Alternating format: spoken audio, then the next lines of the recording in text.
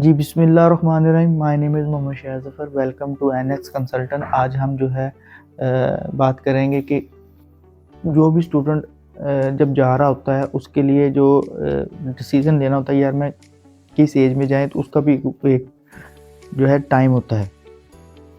अब सबसे पहले बहुत सारे लोग होते हैं जो मैट्रिक करके बाद सोच रहे होते हैं, स्टूडेंट सोच रहे होते हैं कि मैंने बाहर जाना है। कुछ लोग ऐसे होते हैं जो इंटरमीडिएट फ्रेश किया होता है, उसी वक्त उन्होंने डिसीजन ले लिया होता है। और कुछ लोग ऐसे होते हैं इंटर के बाद वो थोड़ा सा गैप लगाते हैं और फिर दोबारा अप्लाई करने के लिए ट्राई करते हैं।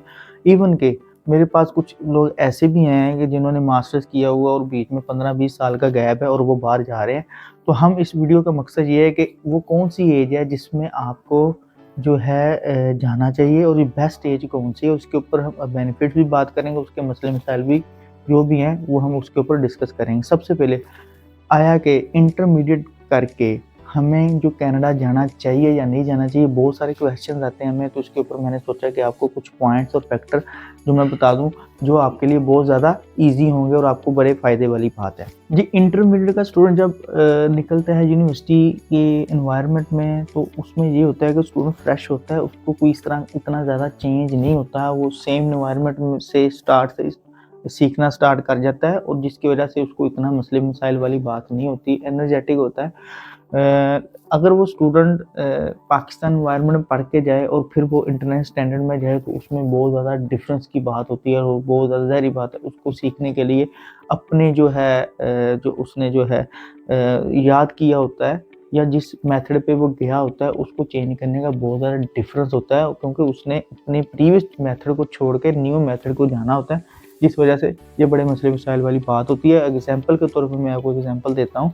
लाइक अगर कोई स्टूडेंट है, उसने जाना है इंटरनेशनल जो है एजुकेशन लेनी है, तो ज़ाहिर बात है वो शुरू से ही वो सारा कुछ खाना पीना ईच एंड एवरीथिंग वो खुद करेगा, इवनिंग के कपड़े भी खुद प्रेस करेगा, ईच एंड एवरीथिंग वो खुद करेगा और क्लासेस भी लेगा और वो क्लासेस से लेकर उसने पास भी होना है। अगर कंपैरिजन किया जाए पाकिस्तान के साथ, क्योंकि पाकिस्तान में हर स्टूडेंट ने जो है सिर्फ स्टडी ही करनी होती है और उसमें भी उसने ये कोई बीच का रास्ता देखना होता है कि यार मैं अटेंडेंस खुद सम टाइम अटेंडेंस भी वो लगा रहे होते हैं, और वो नंबर्स और पीआर का बड़ा चीज़ होते हैं, यार मैं टीचर मेरे साथ रिलेशन अच्छा है तो उसने मेरे नंबर लगवा दें। तो इस तरह की सारी चीज़ें होती हैं जो आपको फेस करनी पड़ रही होती हैं जब आप यहाँ से पाकिस्तान से पढ़ के जब आप जा रहे होते हैं कनाडा या और किसी कंट्री में, तो इस तरह का वो सिनेरियो नहीं होगा। आपको पढ़ना है, आपको मेहनत करनी पड़नी है। तो ये एक मेथड होता है जो आफ्टर इंटरमीडिएट जब आप करके जा रहे थे, एक एनर्जी वाला स्टूडेंट होता है वो सारा कुछ कर सकता है। जी, दूसरा पॉइंट थोड़ा-सा मैंने आपको ये डिस्कस किया कि इंटरमीडिएट एक फ्रेश ब्लड होता है जी। आप जो चीज़ ठान लें, जज़्बाती होते हैं, एनर्जी वाले होते हैं कि मैंने ये करना है तो मैंने करना ही है। तो इंटर वाला कहता है जी कि अगर सोच में आ जाता है कि अगर मैंने जाना है ना, तो मैंने बस जाना है। अगर आप इस एज को कंपैरिज़न किया जाए, जो स्टूडेंट्स मास्टर्स के लिए जाते हैं, मैंने भी बड़ा ऑब्ज़र्व किया है, रियल एग्ज़ाम्पल है। वो जो चीज़ जो बन जाती है इंटर के बाद, जो स्टूडेंट जो वहाँ के एनवायरनमेंट में जब ढल जाता है, तो आप कंपैरिज़न में नहीं ला सकते वो मास्टर्स वाले स्टूडेंट को जो 16 ईयर एजुकेशन जो पाकिस्तान से की हुई है, ये कभी भी बराबर नहीं हो सकती। सोच का डिफरेंस होता है, कम्युनिकेशन गैप का डिफरेंस होता है। जो सोच का डिफरेंस होता है वो कभी भी मेजर अप नहीं कर सकते, उनके साथ कंपैरिज़न में नहीं ला सकते, ये डैम श्योर बात है। अब वो स्टूडेंट जिसने इंटरमीडिएट करके अगर वो चला गया है, तो उसने शुरू से लेकर जो 4th ईयर तक उसने जो भी ज़िंदगी गुज़ारी है, जो लाइफ़ गुज़ारी है, वो डिपेंडेंट नहीं रहा, वो इंडिपेंडेंट रहा है और उसको जो सैक्रिफ़ाइस देनी पड़ी हैं, वो उनके साथ कंपैरिज़न में नहीं ला सकते, जो उसकी ग्रूमिंग हुई हुई है। अब वो स्टूडेंट जो 4 साल पढ़ के जा रहा है, वो उसका जो तरक्की, जो प्रमोशन, जो भी चीज़ें वो उसके साथ कंपैरिज़न में नहीं हो सकती। ये आप बात कहीं लिख लें। अब आ जाते हैं मसलों के ऊपर। मसले भी इतने मसले नहीं होते। अगर हम मेरी नज़र में जो पहला मसला ये है कि स्टूडेंट इंटर पढ़ के जा रहा था, इवन के कुछ बहुत सारे पेरेंट्स होते हैं, बड़े हेजिटेट हो रहे होते हैं, परेशान हो रहे होते हैं, यार मैं अपने बच्चे को क्यों भेजूँ?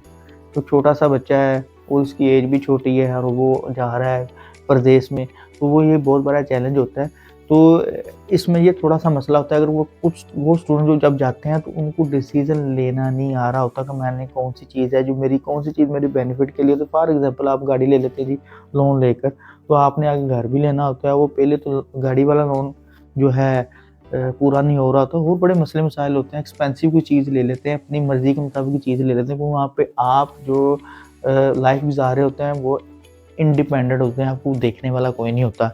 तो आपकी एज होती है और आपकी जो अक्ल होती है वो बहुत सी जो है मैच्योर नहीं होती, तो जिस वजह से आप इस तरह के ब्लंडर मार सकते हैं। तो ये एक थोड़ा-सा फैक्टर है। दूसरा इश्यू ये है जी कि वो स्टूडेंट जो ये कहते हैं जी कि मैं इंटर पढ़ के जब मेन सिटी में रहते हैं तो पीआर का बड़ा इश्यू हो जाता है। अब पीआर का इश्यू ये होता है कि आपको मार्क्स उतने नहीं मिलते जितना आप का वो मेरिट होता है। तो मेन सिटी में ये बहुत ज़्यादा कॉम्पिटिशन होता है जिसकी वजह से स्टूडेंट जब जाते हैं तो उसको मार्क्स नहीं होते, तो फिर वो एलओएम को देखते हैं, लेबर मार्केट ओपिनियन जोन्स होता है, वर्क परमिट को देखते हैं। जब वो वर्क परमिट को देखते हैं तो फिर ये धक्के-शक्के खा के तो फिर वो अपनी स्टेज को लेकर आते हैं। दूसरा इसका हाल ये है कि जब जब आप पढ़ने के लिए इंटरमीडिएट कंप्लीट करके जब आप पढ़ने के लिए जा रहे होते हैं बैचलर्स के लिए, तो आप वो प्रोविंस को सिलेक्ट करें जहाँ पे उनकी डिमांड है, जिसमें आपको जो है पीआर इजीली मिल जाती है, जिस तरह मैनीटोबा, विनिपेग हो गया और सस्केचुअन हो गया इवन के। तो इन प्रोविंस में जब आपने अप्लाई कर रहे होते हैं तो आपके इतने मार्क्स की ज़रूरत नहीं होती, बैचलर्स कंप्लीट किया तो ऑटोमेटिकली आप कौन-सा है पीआर की फेज़ में जा रहे होते हैं। तो ये थी शॉर्ट सा डिस्कशन थी। आपको जो है आई थिंक छोटे से टाइम में आपको बहुत सारी इन्फॉर्मेशन का पता चल गया होगा। अगर मज़ीद आपको इन्फॉर्मेशन की मेरे भाइयों की अगर आपको ज़रूरत है तो आप हमें कॉन्टैक्ट कर सकते हैं और जो है हमारा ऑफ़िस भी विज़िट कर सकते हैं। और फ़र्दर मैं एक न्यू वीडियो के साथ आपकी खिदमत में हाज़िर होऊँगा। दुआओं में याद रखिएगा। अल्लाह हाफ़िज़।